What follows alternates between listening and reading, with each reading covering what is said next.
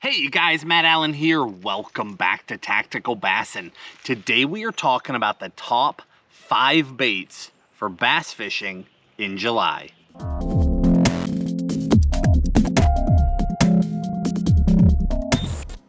I love summer bass fishing. July can bring the heat. I mean, it can get hot, but when it does, the fish get incredibly predictable, right? We have 2 groups of fish. We already know that there are fish that after the post spawn, they came out, they recovered, and then they went back up shallow. We know there's another group of fish and they went out deep. Both groups become incredibly predictable the hotter it gets. Those shallow fish, they need cover. They need to be up against something, under a dock, up against a laydown, in the reeds, under overhead cover. They want to be somewhere where they are at least slightly protected from that direct sunlight. Those deeper fish, it's go time for them. That water is super warm. They're getting good light penetration. Those fish are aggressive. They are feeding. We're going to find them on outside rock. We're going to find them on hard bottom. Again, the clearer the water, they will also want a little bit of shade, so they'll start to use the color line, if you're familiar with that, in clearer reservoirs. As you look out off of a point, up tight, you can see the bottom. So maybe it's a tan color. You look out at the main lake, it's a deep blue. Somewhere between those 2 colors meet. That color line, those fish will sit right there. They're incredibly predictable, and as a result, it does not take a lot of baits to fish for them. So I've got 5 basic categories here for you with a little bit of variation, because when we say top 5 baits for July, we're talking to the guy in Florida, we're talking to the guy in Texas, we're talking to the guy in California, the guy in Michigan, guys all over the country. So how can we narrow it down? Well, I fudge it a little bit. It's not quite 5, but we're really close. So in no particular order, here we go. Bait number 1. Let's talk about a shaky head. Straight tail worm on a shaky head is an incredibly consistent bait. If I could only have one, this is it right here.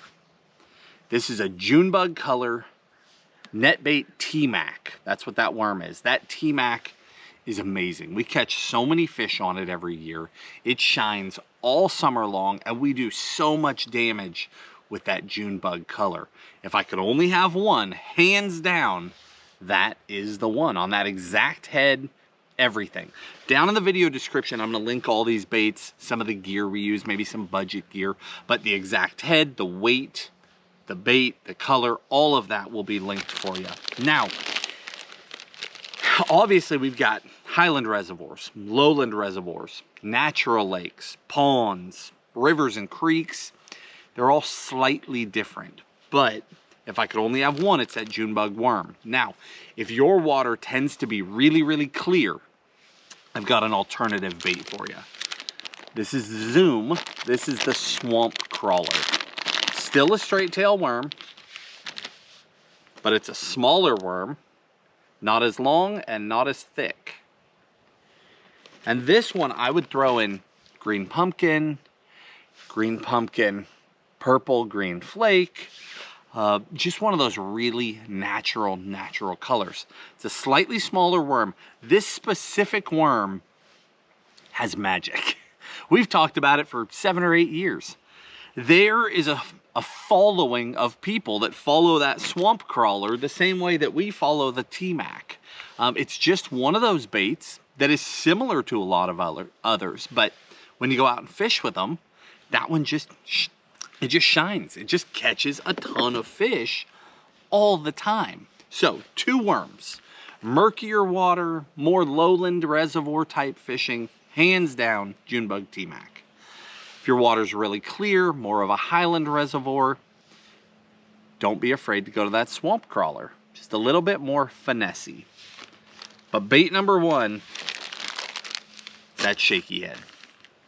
Bait number 2, we just recently did an in-depth video about the wobble head, the swinging jig head. And I'll tell you what, I will link that video in the video description because I'm not going to go in depth into this technique because I just did. But the swinging jig head, it's a creature bait on a football head, but we're not fishing this slow on the bottom. Make no mistake, this is a reaction bait. Lump it in with crankbaits, chatterbaits, spinnerbaits. This is a fast moving bait. Throw it out, let it hit the bottom, start rolling. This is a bait you want to focus entirely on hard bottom. So rocky shorelines, rocky points, shell bars, offshore humps, anywhere where that bottom is hard and doesn't have a lot of grass or slime on it. If you've got slime, take this one completely out of the mix. If you've got grass, you can still find the grass edges, you can break it through the grass, it can still be effective. But that nasty, thick slime, if you've got it, you know what I'm talking about. If you've got that slime, this is not your bait. But if you don't, this is my favorite post-spawn technique, and I fish it all the way through summer. Again, Junebug is my favorite color for getting the big bites. Green pumpkin will get you more bites. Next up, it's going to be a Texas rigged creature bait. Now I went back and forth and back and forth and back and forth in my mind between a Texas rigged creature and a jig, because I love throwing a jig in summer. It's one of my favorite things. It is not my absolute favorite, but it's one of them. I really enjoy catching those jig fish, but there's no question that the Texas rigged creature is more versatile, and that's why it takes the place in this video. So we can fish this on an 1/8 ounce unpegged. I'd put a 4/0 hook. This is a NetBait Pack a Slim 4-inch. I'd put a 4/0 hook in this bait. I can put a 1/8 weight on it, unpegged, throw it up under docks and just let it slow fall, and it'll just swim its way down to the bottom. Throw it at every piling. I could throw it into laydowns. I can bump up to 3/8 to a 1/2 ounce and peg it, and I can fish it around grass. I can flip tules and reeds. I can do a lot of things with that bait. I can go all the way up to an ounce, ounce and a half, and I can punch that bait in heavy cover. So it just depends on your situation, how much weight to add, but the bait and the hook remain the exact same. Now, the exception being, we're talking to everybody here.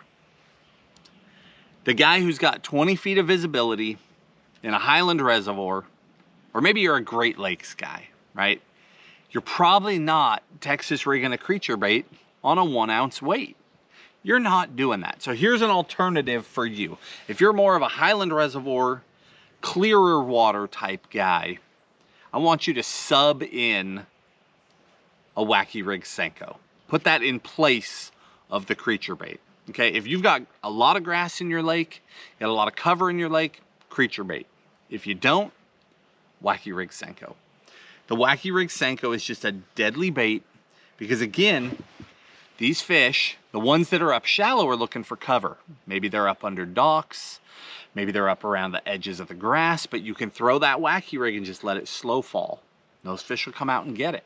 It can be 40 feet of visibility, and those fish will be under a dock, and if you put a Senko next to that dock and let it start dropping, they will come out and tag it.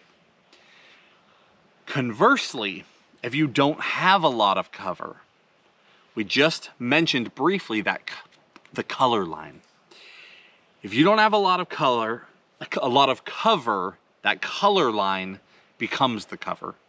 So the fish will sit on the edges of points on the color line. You can take a Senko.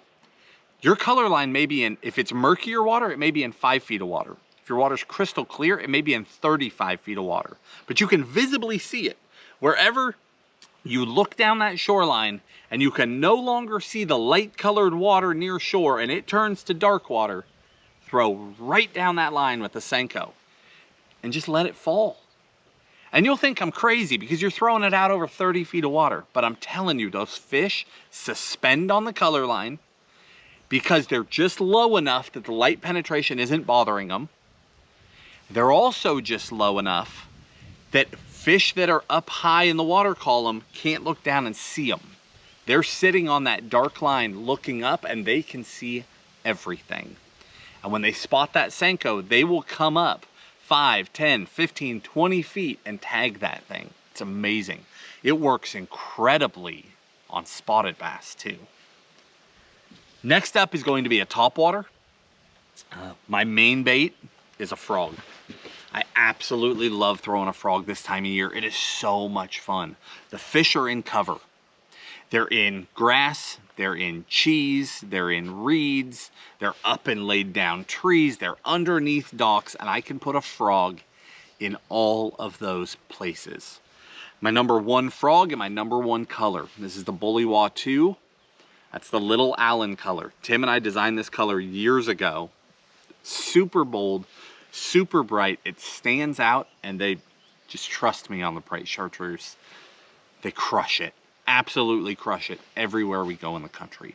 Now, alternately, that same guy who's got 30 feet of visibility is like, you are not talking to me about a frog. That is not my bait. If you've got that clearer water, if you don't have a lot of cover, switch to a popper. This is a bigger popper. This is the Megabass Pop Max. I like the Pop Max because I can throw it up tight to cover. I can pop it, let it sit, pop, pop, let it sit. I can work it like a popper in the early morning. But it's got enough mass, enough size that come midday, I can go out to that color line, out over deep water, and I can throw it just like a walking bait. And in fact, this bait will walk. So I can do both with it. Now, if you know that you're a walking bait guy, stick to the walking bait. But if you don't know, that Pop Max does a great job of both. It will be a popper and it will be a walking bait. So that's your alternate to the frog. If you're around heavy cover, you're throwing a frog. If you're not, try that Pop Max. Next one is the crankbait, a deep diving crankbait specifically. I have two of them for you. I'm just gonna give you my confidence, okay? This time of year, those fish that have moved out, fish on the color line, fish on rocky points, fish on humps, creek channel bends, those offshore fish, they love a crankbait in the heat. Their metabolism is really high because the water is warm, and they are not afraid to run down a crank. I have two for you. I'm just giving you, again, I'm giving you my confidence. If I had to grab a couple baits and go to a lake and I don't know the lake at all, these are the two deep cranks I'm grabbing. Strike King 6XD, Azuma Z-Boss 22. Specifically the 22 and specifically the 6XD. Okay, and I'll give you my favorite colors as well in the video description. That is my favorite color in the 6XD. I also throw that powder chartreuse and blue, or powder blue and chartreuse is a killer color, but this one works day in, day out. Then I'll give you my favorites in the Azuma as well. But deep cranking is a major player in July. Stop and go. Burn that thing down. You're trying to get bottom contact, and then stop. Burn, burn, burn, pause. Burn, burn, pause, burn, burn, burn, burn, pause, and they will smoke that thing. Alternately, there are guys who just don't want to throw a deep crank. Now, first off, you're crazy.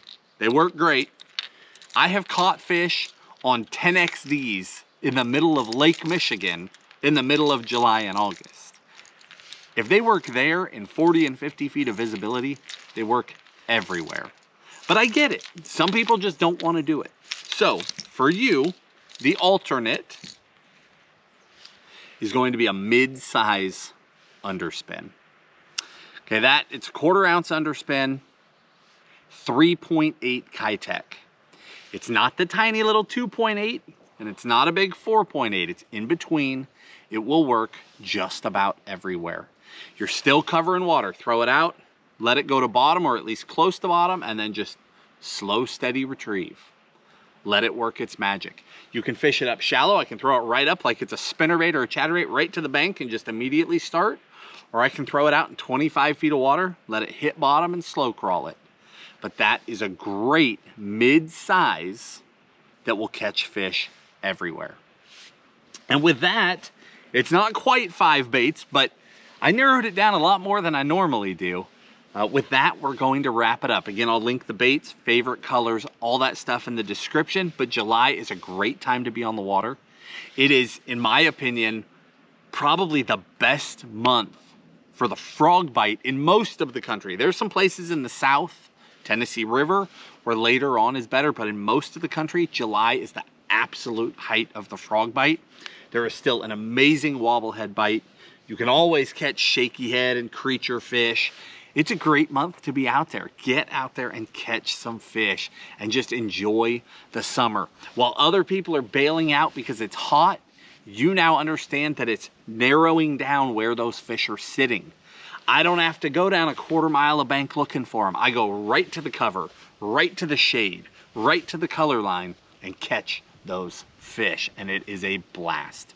If you guys enjoyed the video, hit the like button, subscribe to the channel, and we'll talk to you soon.